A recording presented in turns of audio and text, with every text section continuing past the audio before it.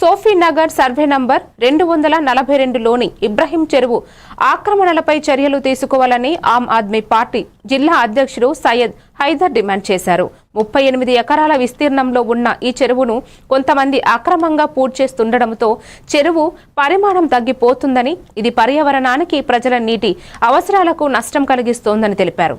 చెరువు సరిహద్దులు గుర్తించి ఆక్రమణలను తొలగించి బాధ్యులపై కేసులు నమోదు చేయాలని కలెక్టర్కు వినతి పత్రం అందజేశారు.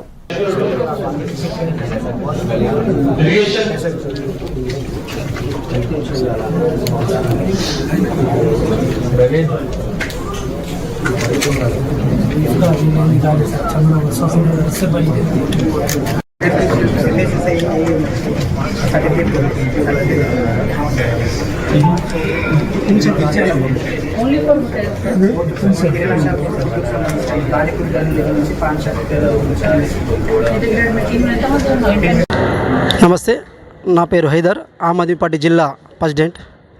నేను గత కొన్ని సంవత్సరాల నుంచి ఆర్టీఐ ద్వారా కబ్జాలు అయిన చెరువుల కొరకు నేను కొన్ని ఎవిడెన్స్ తీసుకున్నాను. ఈ గతంలో కొన్ని ఎవిడెన్స్ ద్వారా ఈ ఇబ్రహీం సాగర్ అనే చెరువు దాంట్లో సోఫీ నగర్ అనే దాంట్లో ఇల్లీగల్గా లేఅవుట్ చేసి కబ్జా చేసినట్టు ఒక ప్రూఫ్ చేయగలిగినాం. కాబట్టి దాంట్లోనే ఇప్పుడు కలెక్టర్ గారికి ఇవాళ మెమోరాండం ఇచ్చినాం.